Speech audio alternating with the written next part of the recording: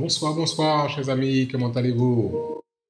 Bienvenue avec nous ce soir, bienvenue dans notre temps de partage, que Dieu vous accorde sa grâce, qu'il vous accorde sa paix, alors que nous commençons un temps autour de la parole de Dieu pour commencer ce sabbat. Je voudrais vraiment vous accueillir chacun. Je sais que la semaine a été dure pour certains, chargée pour d'autres.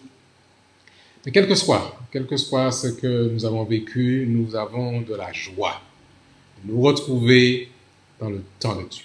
Vraiment à tous, je souhaite à tous un très bon sabbat. Que Dieu vous accorde ses grâces, que Dieu vous accompagne, qu'il fasse du bien à chacun, qu'il renouvelle nos forces et que nous puissions ensemble avec lui vivre un moment béni, un moment spécial, et je suis très heureux que vous ayez choisi d'être là ce soir. Je voudrais vraiment vous saluer d'avoir choisi d'être là, nos frères et sœurs sur toute la bande d'Internet, ceux qui nous regardent de loin, ceux qui sont connectés jusqu'en France, ceux qui sont connectés aux Antilles françaises, en Haïti, ceux qui sont connectés bien sûr ici au Sénégal, à Dakar, ceux qui sont connectés dans le sud, c'est Diou, Ziguinchor, Niagui, ceux qui sont connectés du côté de Kolda, ou que vous soyez connectés du côté de Saint-Louis ou ailleurs. Nous sommes très, très heureux de vous accueillir parmi nous ce soir. Nous croyons que Dieu est prêt à partager avec chacun d'entre nous une bénédiction spéciale et nous voulons le remercier pour cela. Vraiment, nous vous accueillons, nous vous saluons à ceux qui sont là, ceux qui vont nous rejoindre tout à l'heure. Certains se connectent, vous le savez bien, sur la page YouTube, qui regardent sur la chaîne YouTube, et nous voulons aussi les saluer, nos bien-aimés frères et sœurs qui partagent avec nous ce moment. Que Dieu soit avec chacun et chacune d'entre vous. Bon sabbat à tous, Sabbath Shalom, pleasant Sabbath to everyone. I know some of you are connecting and speaking English, so I want to wish you well as well.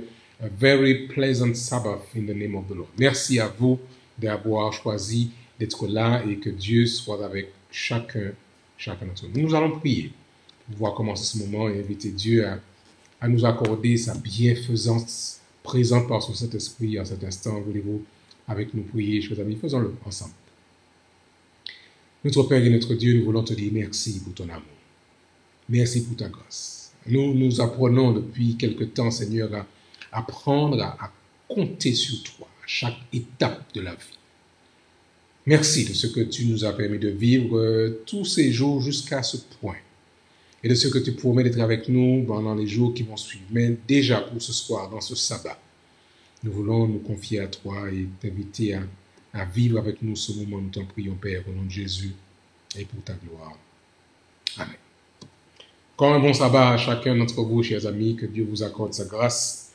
Ce soir, nous terminons un cycle et nous commençons une autre semaine. Chaque vendredi soir, c'est une nouvelle personne qui vient nous proposer la réflexion. Ce soir, nous commençons une série de réflexions proposées par pasteur Mark Finley. Beaucoup connaissent Mark Finley. Pasteur Mark Finley est un évangéliste de renom qui a beaucoup travaillé dans le monde entier. Il est actuellement conseiller du président de la conférence générale et c'est lui qui va nous mener pendant cette semaine. Nous avons terminé la semaine dernière avec l'accompagnement, les idées proposées par pasteur Derek Morris, qui est le directeur de Hope Channel.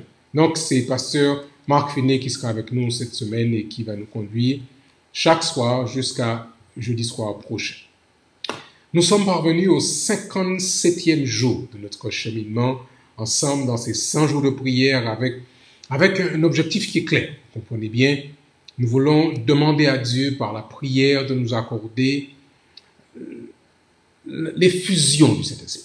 Nous espérons que cette pluie, c'est la description que nous avons souvent dans le texte sacré, que la pluie, comme une terre altérée, soupire après l'eau du ciel. Nous soupirons après la pluie du Saint-Esprit. Que Dieu nous remplisse comme il l'a promis et que cette puissance nous dynamise. Le deuxième point, c'est le réveil spirituel de chacun. Nous voulons un réveil spirituel pour la mission. Nous en avons parlé hier et nous croyons que Dieu peut le faire. Et bien sûr, nous voulons aussi prier pour la situation du monde avec le Covid-19. Nous observons de recrudescence de cas dans certaines zones, dans certains pays. Et ce soir encore, nous voulons nous arrêter pour pouvoir prier pour ceux et celles qui sont affectés par ce virus et ceux qui soutiennent, ceux qui accompagnent, ceux qui soignent les différentes personnes affectées par le Covid-19. Le texte pour ce soir est tiré du livre des psaumes. Psaume 139. C'est un psaume de David. C'est vraiment, vous savez, chaque psaume a sa valeur, mais le psaume 139, c'est pour beaucoup un psaume parmi les psaumes les plus appréciés de beaucoup de ceux qui aiment le livre des psaumes. Psaume 139. Et les versets qui nous intéressent pour ce soir, ce sont les versets 23 et 24. 23 et 24. Vous pouvez trouver psaume 139, versets 23 et verset 24. Je voudrais pouvoir lire avec vous ces deux textes. Sonde-moi, ô Dieu, et connais mon cœur. Éprouve-moi et conduis et connais mes pensées. Regarde si je suis sur une mauvaise voie et conduis-moi sur la voie de l'éternité. Voici les paroles d'un homme qui cherche Dieu. David, vous savez bien, a vécu des situations parfois difficiles et complexes. Et le psaume 139, en quelque sorte, résume le chemin vécu par David. Il a d'abord grandi comme enfant à s'occuper du troupeau de son père, et puis ensuite, après, il a commencé à servir Saül, devenu son beau-père, et ensuite il prendra le relais de Saül. Et pendant quelque temps, David a été persécuté par Saül. David a eu aussi ses moments de faiblesse, ses moments d'égarement. Et il dit au verset 39, qui est pratiquement à la fin du livre des psaumes, il commence au verset 1er en disant « Tu me sondes et tu me connais. Éternel, tu me sondes et tu me connais. » Parce que vous savez, on peut tromper l'homme, on peut tromper son voisin, on peut tromper quelqu'un, mais Dieu, personne ne peut le tromper. Et vous comprenez bien que cette expression qu'il dit au début du psaume, « Sonde-moi », il la reprend à la fin du psaume. C'est vraiment la démarche de David de demander à Dieu de pouvoir faire un examen profond. « Sonde-moi », disait-il au début, « Éternel, tu me sondes et tu me connais. » Et il dit au verset 23, dans ce parallélisme qui est souvent utilisé dans le livre des psaumes, il dit au verset 23, « Sonde-moi, ô Dieu, et connais mon cœur. Éprouve-moi et connais mes pensées. » Et il va le décrire tout au long de ce psaume, verset 2, il dit, « Tu sais quand je m'assieds et quand je me lève, tu pénètres de loin ma pensée. » Et il le disait encore au verset 24, qu'il dit effectivement, verset 23, « Tu connais mes pensées. » Donc vraiment, d'un bout à l'autre de ce psaume, David reconnaît que Dieu connaît le cœur des individus, connaît le cœur de chacun d'entre nous, et il sait ce que nous pensons, ce que nous n'avons même pas exprimé. Dieu peut lire dans les cœurs de chacun d'entre nous. Nous sommes invités, chers amis, frères et sœurs, à utiliser ce temps comme un temps pour chercher avec cœur, pour faire un examen profond de conscience. Nous sommes dans ce temps que nous avons choisi 100 jours pour vivre avec Dieu une expérience. Et dans cette démarche, pour que Dieu se saisisse de nous, pour qu'il nous remplisse de son Saint-Esprit, il est normal, il est nécessaire que nous puissions nous débarrasser de tout ce qui en nous ne correspond pas au plan de Dieu. Et c'est pourquoi David dit, Seigneur, sonde-moi. Le travail de la sonde fait un travail profond. Sonde-moi, Seigneur, parce que tu me connais. Tu sais quand je m'assieds, quand je me lève, tu pénètres de loin ma pensée. Tu sais quand je mange et quand je me couche, et tu pénètres toutes mes voies.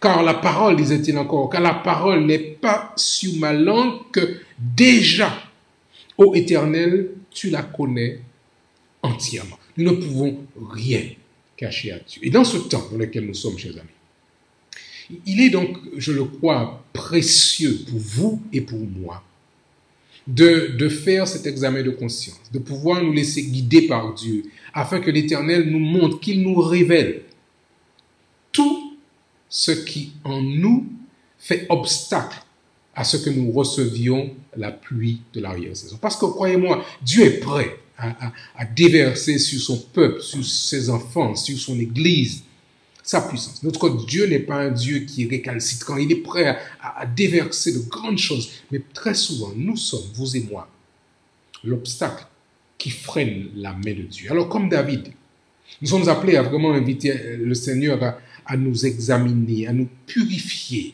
à nous protéger de nous-mêmes. C'est vrai que David va le dire dans le psaume 139 au verset 14. Il dit, Seigneur, je te loue de ce que je suis une créature si merveilleuse. Tes œuvres sont admirables et mon âme le reconnaît. Dieu est vraiment un Dieu qui nous a créés de manière fantastique. Et nous pouvons ce soir reconnaître la grandeur de Dieu et sa magnificence. Mon corps n'était point caché devant toi lorsque j'ai été dans un lieu secret, tissé dans les profondeurs de la terre. Personne ne peut se cacher de Dieu. Dieu connaît chacun d'entre nous. Et il a besoin de pouvoir faire avec nous un nouveau bout de chemin. Il dit au verset 16, « Quand je n'étais qu'une masse informe, tes yeux me voyaient. Et sur ton livre étaient tout inscrits les jours qui m'étaient destinés avant qu'aucun d'eux n'existât. » Voyez donc, chers amis, que Dieu sait tout de nous. Mais il a besoin simplement que nous puissions nous ouvrir à lui, que nous puissions lui ouvrir notre cœur et le laisser guider la vie de chacun pour que nous vivions enfin cette Pentecôte tant attendue. C'est ce que nous espérons, que nous soupirons, la Pentecôte de Dieu, l'effusion du Saint-Esprit, ce moment sans précédent où l'Église va ressentir l'action de Dieu sur chacun de ses enfants. Je sais que comme moi, vous soupirez après ce jour. Voilà ce qu'Ellen White déclare par rapport à cette démarche d'intercession, cette démarche de repentance, cette démarche d'analyse personnelle. Elle déclare dans le livre Vers Jésus à la page 23, ce qui suit, je cite. La repentance comprend la douleur d'avoir commis le péché et le délaissement de celui-ci. Impossible d'abandonner le péché avant d'en avoir vu la gravité. Point de vrai changement, dit-elle, de vie jusqu'à ce que l'on se soit détourné du péché de tout son cœur. Ils sont nombreux, elle ajoute, ils sont nombreux ceux qui ne comprennent pas la véritable nature de la repentance. Beaucoup de personnes gémissent sur le péché et se réforment même extérieurement parce qu'elles craignent les conséquences de leurs mauvaises actions. Ce n'est pas là la repentance, dans le vrai sens biblique du terme. Ce fut le cas d'Ésaü, par exemple, ce fut le cas d'Ésaü, de Balaam, de Judas Iscariote et même de Pharaon. En revanche, David voyait l'énormité de sa transgression. Il voyait la souillure de son âme. Il avait en horreur son péché. Ce n'est pas le pardon seulement qu'il demandait, mais il demandait la pureté de cœur. Mes chers amis, pour que nous puissions véritablement vivre ce réveil spirituel, il faut que Dieu nous accorde la pureté de notre cœur. purifier de nos motivations, de nos mobiles, de nos intentions, afin que nous soyons guidés par lui et que grâce à la puissance de Dieu agissant en nous, parce que le cœur aura été lavé, que le cœur aura été nettoyé, que Dieu se saisisse de nous d'une manière extraordinaire, comme j'aime à le dire, sans précédent pour réaliser la fin de cette mission qui nous a été confiée et que finalement, enfin, Jésus-Christ revienne. Nous sommes sabbat, c'est le temps de Dieu et nous aurons donc du temps ce soir, demain, pour pouvoir méditer, pour pouvoir prier. Je vous invite, chers amis, à prendre un temps, seul à seul avec votre Dieu, dans l'intimité, dans votre temps de dévotion privé personnel, pour s'ouvrir à Dieu, pour qu'il puisse nous révéler, comme dit David ici, sonde-moi, ô Dieu, et connais mon cœur, éprouve-moi, et connais mes pensées. Et puis il dit, le verset qui nous intéresse pour ce soir, verset 24, Seigneur, regarde si je suis sur une mauvaise voie et conduis-moi sur la voie de l'éternité. C'est là que nous voulons aller. Nous voulons que Dieu nous conduise, qu'il nous guide vers l'éternité. Conduis-moi sur la voie de l'éternité. Personne ne voudrait être guidé vers une autre voie, vers un autre chemin, vers une autre destination. Alors, pendant les heures sacrées du sabbat, je voudrais vous inviter, vous et moi-même, à passer du temps dans l'analyse, dans l'introspection et surtout permettre à Dieu de pouvoir nous montrer là où il voulait que nous puissions voir et que par sa grâce, par son amour, nous puissions prendre avec Jésus-Christ une nouvelle direction, une nouvelle orientation, un nouveau projet de vie avec le Christ comme étant notre guide, notre accompagnateur, notre soutien, celui qui nous montre le chemin, qui nous montre la voie. Nous voulons prier ce soir, déjà pour remercier Dieu de ce qui nous accorde la grâce de vivre une nouvelle semaine. Mais nous voulons lui prier en particulier pour ceux et celles qui souffrent encore à cause du Covid-19. Nous pensons à ceux qui, dans les zones dans lesquelles le virus semble reprendre de l'ardeur. Nous voulons prier pour les professeurs, les enseignants des écoles publiques en Thaïlande. Nous avons des enseignants adventistes dans les écoles publiques. Et à cause de la remise en place de nouveaux programmes pour rattraper les jours perdus, le gouvernement est en train de mettre en place des cours obligatoires le sabbat. Et beaucoup de nos frères et de nos sœurs auront des difficultés par rapport à leur engagement avec Dieu par rapport au sabbat. Nous vous inviter à prier pour eux, afin que Dieu puisse mettre en place des solutions pour permettre à nos frères et à nos sœurs de continuer à pouvoir adorer en toute liberté leur Dieu et leur Seigneur. Nous voulons prier pour les petits groupes, pour les églises qui se rencontrent en plein air, pour les actions d'évangélisation, ça et là dans le monde, mais aussi en Nouvelle-Guinée, en Papouasie-Nouvelle-Guinée. Prions pour que Dieu puisse nous accorder sa grâce et qu'il fasse un travail profond dans le cœur de chacun et de chacune d'entre nous ce soir.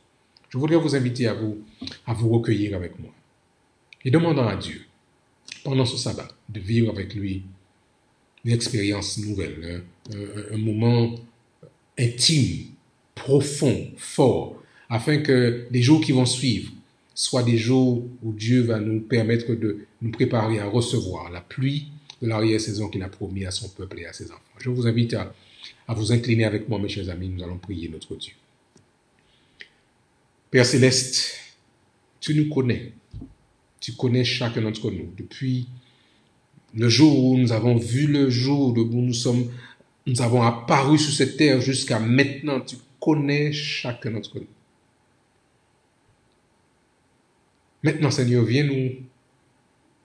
nous ouvrir les yeux si nous sommes encore aveugles sur notre état, sur notre situation, sur ce qui, dans nos vies, fait obstacle à la manifestation de ta puissance pour se servir de nous pour la proclamation de l'évangile d'une manière ou d'une autre.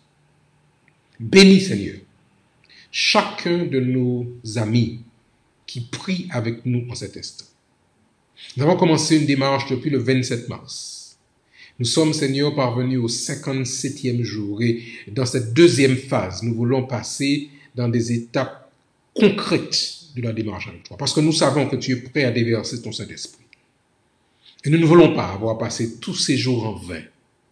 Mais viens, Seigneur, nous révéler nous-mêmes ce qui n'est pas en accord dans notre vie avec ce que tu voudrais faire. Toutes ces zones d'ombre, éclaire-les et donne-nous d'être assez humbles, assez dociles pour reconnaître ce que tu vas nous montrer, mais que nous acceptions de te suivre.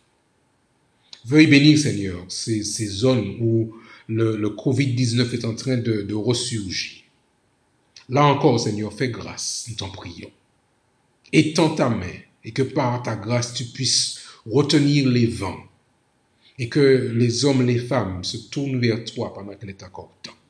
Nous te recommandons nos frères et sœurs en Thaïlande qui doivent faire face à des dispositions gouvernementales qui vont les mettre en difficulté ou devront choisir entre obéir à Dieu ou obéir au gouvernement. Là encore, Seigneur, que ta volonté soit faite, mais tu la feras pour que ta gloire puisse éclater. Nous te recommandons nos frères et sœurs en Papouasie-Nouvelle-Guinée, qui se réunissent parfois en plein air. Bénis, Seigneur, les actions qui ont lieu sur ces différents territoires. Et alors que sur la surface du globe, nous allons t'adorer pour le sabbat.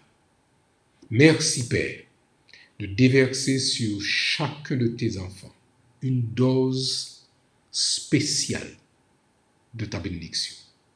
Quelque chose que tu as préparé pour chacun d'entre nous. Nous voulons le recevoir, Seigneur. Merci de ce que tu bénisses ton peuple.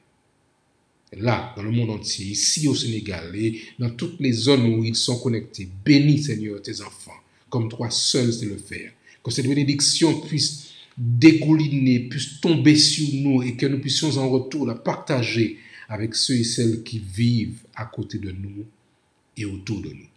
Accorde une nuit de repos paisible à tes enfants, ceux qui ont travaillé pendant la semaine, qui ont eu une semaine difficile, ceux qui sont malades, qui sont encore en convalescence, que tu restaures, Seigneur, leur corps et leur esprit. Je te confie, Seigneur, spécialement l'une de nos jeunes sœurs, Rachel, qui a été hospitalisée aujourd'hui. Seigneur, tu connais sa condition, mais nous croyons que tu es un Dieu qui saura l'accompagner, veiller sur elle, afin que très vite elle retrouve sa santé et qu'elle puisse rejoindre ses parents.